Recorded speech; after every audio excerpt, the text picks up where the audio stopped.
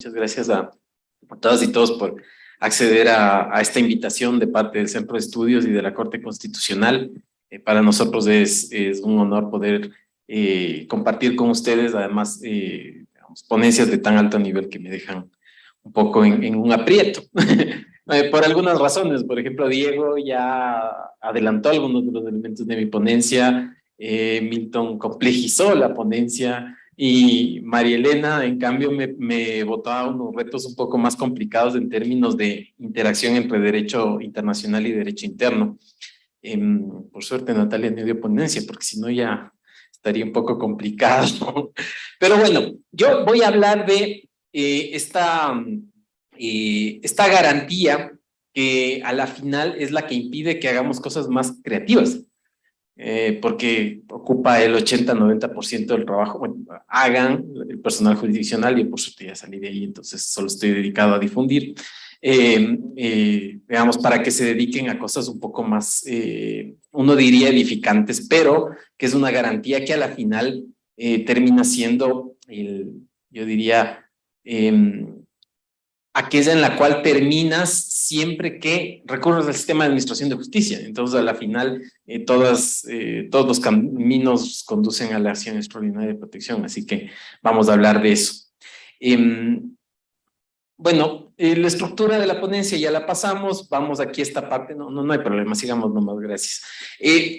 Vamos a esta parte en la que me quedo solo un poquito, porque ya Diego habló respecto de estos casos, sobre todo el de la fábrica de Shortsoft, a pesar de que existen otros dos casos de los reclamos de los dueños de los barcos noruegos, y el caso de los reclamos de Salva de Estados Unidos versus Panamá. Cosa interesante y solo como dato curioso, casos que surgieron en el contexto de la protección de inversión extranjera, lo que nos demuestra de algún modo que los inversores siempre han estado mejor protegidos que la gente de a pie, ¿no? Habiendo dicho esto, interesante, en el caso de la fábrica de Shortsoft, el tema de la restitución integrum, ¿no? La cuestión de que en cuanto sea posible se debe deshacer las consecuencias del acto ilegal y restablecer la situación que en toda probabilidad habría existido si el acto no hubiese sido cometido. Me voy a quedar con ese concepto súper, digamos, básico de lo que podría considerarse como reparación integral, cosa que ya se ha dicho que puede llegar a ser imposible, a pesar de que dice que es en la medida de lo posible, pero que en el contexto de la acción extraordinaria de protección genera algunas cosas más complicadas todavía. Porque claro, como ustedes saben, la acción extraordinaria de protección es una garantía que se ejerce contra sentencias, resoluciones con fuerza de sentencia, autos definitivos, y que en ese sentido, digamos, tiene el centro de la decisión es procesal, ¿no? Y se inserta en un contexto en el cual el discurso es el de los recursos, digamos, el de poder de algún modo deshacer lo que procesalmente se hizo mal. Y ahí tenemos un problema en términos de ¿y qué hacemos con, por ejemplo, cosas como la cosa juzgada, ¿no? Y aquí estamos hablando del tema de la relación tóxica que yo digo entre la cosa juzgada y la reparación integral en la acción extraordinaria de protección. Aquí tomo, si ustedes ven, solo me quedo un ratito en el número de la sentencia, es la 00109 SEP-CC. Para quienes no conocen un poco la notación, no es que fue dictada en septiembre, fue dictada en marzo. Es sentencia de acción extraordinaria de protección, eso significa SEP, pero además es interesante porque es la primera sentencia de acción extraordinaria de protección que la Corte emitió en su historia, si es que lo decimos, veamos, si es que aceptamos que era Corte Constitucional, algunos dirían el tribunal autodenominado Corte Constitucional para el periodo de transición, no me voy a meter a esa discusión ahorita. Y es un caso además de interesante porque es electoral. Es un movimiento político cantonal a quien el Tribunal Contencioso Electoral no le permitió inscribir candidatos, ¿sí? Este movimiento político presenta una acción extraordinaria de protección contra la decisión del tribunal y aquí la Corte Constitucional establece, yo lo que diría, el programa de lo que parecería que iba a ser en ese momento la acción extraordinaria de protección y pone un subtítulo que es interesante. Dice, acción extraordinaria de protección, apertura de la cosa juzgada. De algún modo está planteando el hecho de que la reparación por defecto en la acción extraordinaria de protección va a ser reabrir el caso, ¿no? Interesante esta sentencia de ponencia del juez Brunis, además porque cita una tesis de maestría del actual juez Joel Escudero. en el cual habla justamente del tema de la difícil incorporación del derecho a la verdad en el contexto ecuatoriano. ¿Y por qué es interesante esto? Por la historia del derecho a la verdad y todo lo que trae detrás, ¿no? El derecho a la verdad habla respecto de graves violaciones de derechos, digamos, de derechos humanos, perdón, y un aparato estatal dedicado a encubrir esas violaciones, un aparato que además incorpora al aparato judicial. Y en ese contexto salen conceptos como, por ejemplo, la cosa juzgada fraudulenta, ¿no? Y en ese sentido, uno entiende a qué nos referimos con la apertura de la cosa juzgada, ¿no?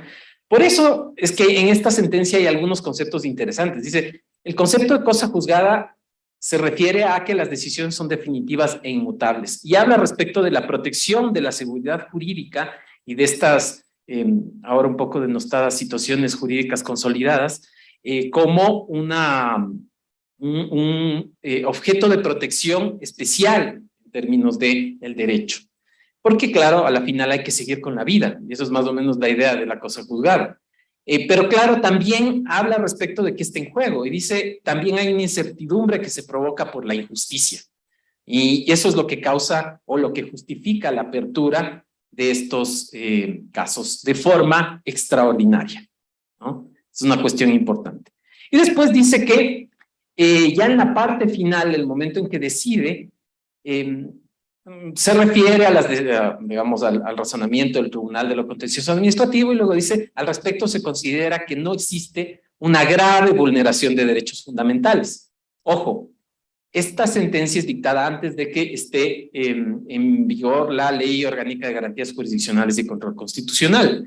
Aquí la gravedad, la Corte Constitucional parecería decir que es condición necesaria para aceptar la acción extraordinaria de protección y no como ahora es una condición suficiente para admitir la acción extraordinaria de protección, de acuerdo a lo que dice el artículo 62.8. Entonces, lo que daría a entender es, primero, que la acción extraordinaria de protección, si va a, digamos, remover la cosa juzgada y va a permitir un nuevo juzgamiento, tiene que darse ante una grave vulneración, ¿sí? ¿Ah? Cosa que no pasa actualmente. Si nosotros vemos este proyecto, digamos, podemos ir a la siguiente diapositiva para verlo, 3 doritos después, u 8 años después, vamos a ver qué es lo que pasa. Estamos en la siguiente diapositiva, perfecto. Entonces, aquí tenemos un tipo de sentencia que se emitió en el año 2018, ¿no? Esta es la típica reparación que uno establece en la acción extraordinaria de protección. Una acción extraordinaria de protección contra una sentencia de casación en materia laboral. Y ustedes ven que las órdenes son, digamos, bastante estándar: declarar que la sentencia vulneró derechos, aceptar la acción de protección, extraordinaria de protección, perdón, y como medidas de reparación, dejar sin efecto la decisión y sortear a otro tribunal para que este otro tribunal conozca y resuelva el caso, o, digamos, continúe con la tramitación de la causa. Esto es lo que nosotros llamaríamos una sentencia de reenvío, ¿cierto? Podemos ir a la siguiente diapositiva para ver cuáles fueron las graves vulneraciones que encontró la Corte en el 2018, ¿no? Primero, que la Corte Nacional de Justicia se atrevió a valorar prueba. Pero realmente no es valorar pruebas, sino mencionar los hechos en la sentencia. Ambos. Después, que declaró la vulneración de derechos constitucionales, es decir, se refirió a los derechos del trabajador en la sentencia. Y por último, que inobservó el principio de preclusión procesal porque dijo que ciertos argumentos del casacionista no podían ser conocidos por el fondo. Digamos, comparar eso con una ejecución extrajudicial o con un genocidio está como que complicado. Pero, digamos, este es más o menos como ahora, o no ahora, digamos, hasta el 2018, porque todos estas vulneraciones han sido descartadas en conformaciones posteriores y de hecho han sido objeto de separación por parte de la Corte Constitucional, que ha sido muchísimo más deferente con los jueces de casación en el actual momento. Pero claro, lo que nosotros vemos es que a la final el principio de cosa juzgada se rompe mucho más fácil de lo que estaba proyectado en 2009. Ahora, este reenvío, y podemos ir a la siguiente diapositiva para verlo, genera varios problemas en términos de la reparación. El primero es que tu premio es más litigio, El tema de que la reparación integral lo que te consigue es que vuelvas a donde el juez para seguir peleando. Un nuevo chance. ¿Ya? Luego tenemos el problema del efecto carrusel. Este bien conocido problema de que si yo reenvío la causa, eventualmente va a llegar con otra acción extraordinaria de protección en la que me aleguen las mismas vulneraciones u otras. ¿Sí? O una acción de incumplimiento de sentencia porque yo presenté una acción de protección en la cual gané la acción y eventualmente digo no se está cumpliendo porque no fallaron como yo quería. Entonces, lo cual en términos de digamos, de gestión de la administración pública es terrible porque además estás duplicando procesos, duplicando costos para las partes y además para la administración de justicia en general. Además de que anulas el fin pedagógico de la acción, digamos, de la garantía, porque acuérdense que es anular la sentencia, devolverla, pero no devolverla al mismo juez que cometió la vulneración para que aprenda y de algún modo generes algún cierto efecto pedagógico o de hacerte responsable por lo que hiciste. No, sorteas a otro porque obviamente ya se perdió la calidad de juez imparcial. Entonces el otro no se entera nunca de que su sentencia quedó dejada sin efecto. Y hay un problema también.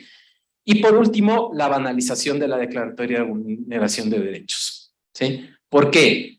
Y esta es una cuestión que ya tomo de la economía política, el tema de los incentivos y los desincentivos. ¿Qué estás incentivando el momento en que tú haces esto? Incentivas que, por un lado, la Corte Constitucional vea mucho más fácil vulnerar derechos porque los costos no son evidentes. ¿Sí? Y por otro lado, que los jueces cometan vulneraciones porque no tienen ninguna consecuencia visible respecto de la vulneración. Y entonces estos son los problemas que justamente el reenvío causa. Sigamos. Ahora, la pregunta es, ¿y otra reparación es posible? Ya que estamos hablando de la condición de posibilidad, tal vez no en el sentido de posible de ejecutarse, sino de posible de emitirse, ¿no? Y claro, nosotros podríamos caer en el tema de decir, bueno, es que en la acción extraordinaria de protección tú estás hablando de derechos de protección, y ahí tienes reparaciones de tipo tasado, ¿no? Por ejemplo, digamos, del artículo 76.7L que habla de la motivación, habla respecto de la nulidad de la sentencia que sea mal motivada. ¿No? O el artículo 75, no, perdón, este es el artículo 11, sí, 11.9 de la Constitución, que habla respecto de la reparación por error judicial. Sin embargo, claro, como toda garantía, y ya lo han dicho aquí, el tema de ser creativo es algo que la justicia constitucional se puede permitir, obviamente siempre que la cantidad de casos lo permita. Eso es otra cosa que ver. Pero, ¿son posibles o no? Pues yo creería que sí. De hecho, la Corte Constitucional ha ido explorando este camino poco a poco, caso a caso, ¿no? Y se han visto algunas medidas que podemos ver más adelante, de entre todas aquellas que están, digamos que el derecho internacional y la Corte Constitucional ha recogido como posibles, ha utilizado algunas, ¿no? Podemos seguir con la diapositiva. Por ejemplo, medidas relacionadas con restitución, no tanto restitución en el sentido de, digamos, dejar sin efecto la sentencia y volver, sino una restitución respecto de los derechos en específico que han sido discutidos, compensaciones, satisfacciones, garantía de no repetición, investigación, determinación de responsabilidades y sanciones. Pero claro, el problema al explorar este tipo de garantías distintas es que nosotros tenemos algunas dificultades. Porque la acción extraordinaria de protección, por su forma de ser, digamos, por cómo está configurada procesalmente, tiene algunos límites, ¿no? Primero, el tema de la competencia en razón de la materia. ¿Hasta qué punto la Corte Constitucional puede ir más allá en procesos penales, contenciosos administrativos, laborales? ¿Hasta qué punto puede cerrar el litigio cuando llega ahí, ¿no? Y esta es una limitación importante.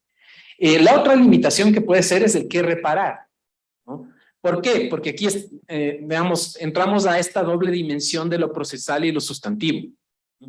Uno puede reparar el daño en el litigio sin reparar el daño que se puede dar en la posibilidad de ganar el caso. Digamos, estamos hablando de, por ejemplo, una persona a quien se le vulneró el derecho a la motivación, pero está discutiendo un tema respecto de terrenos, ¿ya? Y esta falla en la motivación le provocó en su pretensión de acceder al terreno el perder la oportunidad de ganar unos metros de, yo qué sé, unos metros cuadrados de terreno.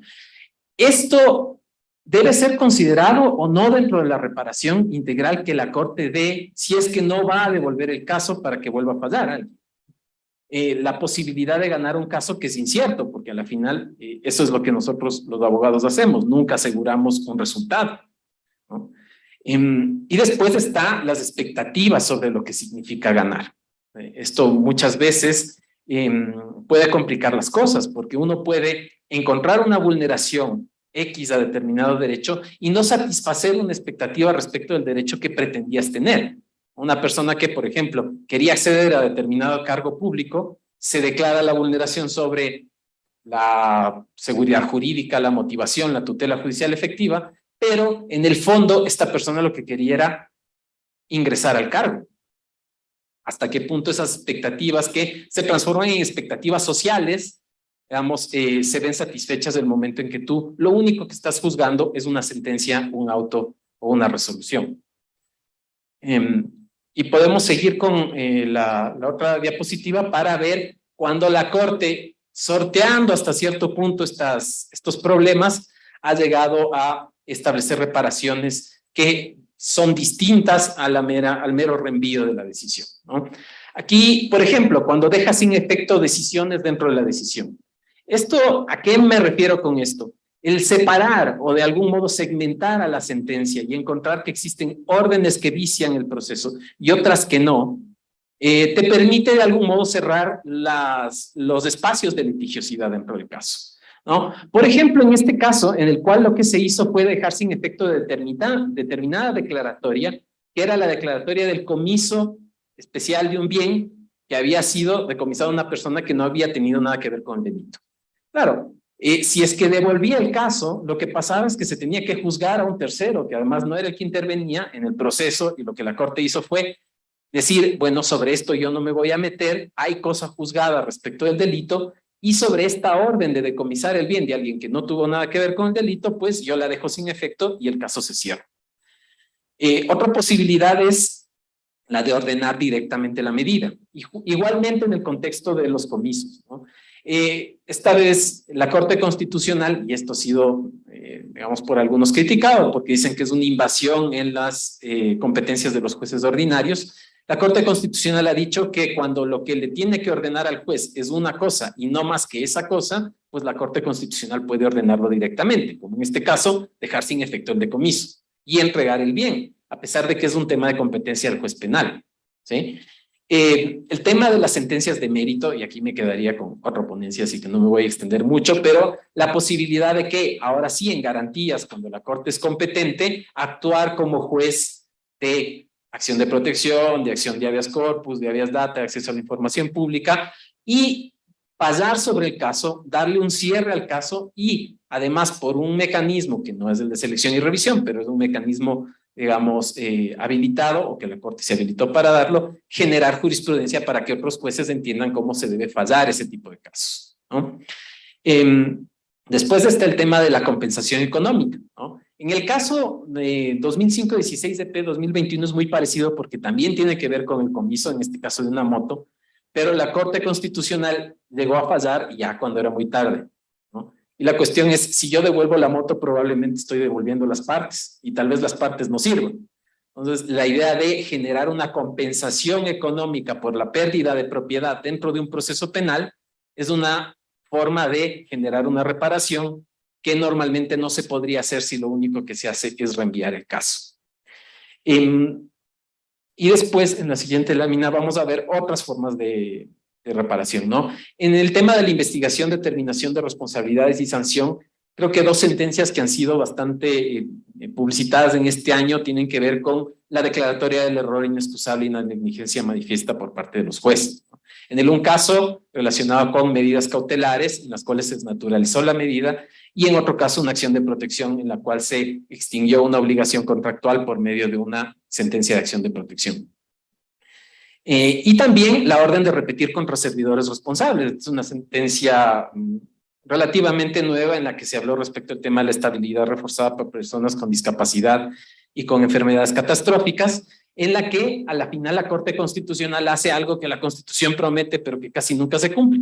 Y veamos si es que está se cumpliendo. Eso ya lo dejaremos de seguimiento, pero esta orden de que se repita contra los servidores responsables por haber, digamos, faltado a, además, o inobservado un precedente ya establecido previamente por la Corte Constitucional, ¿no? Y por último, el tema de la satisfacción con respecto de publicaciones de sentencia, determinación de, digamos, de disculpas públicas, etcétera, entre otras.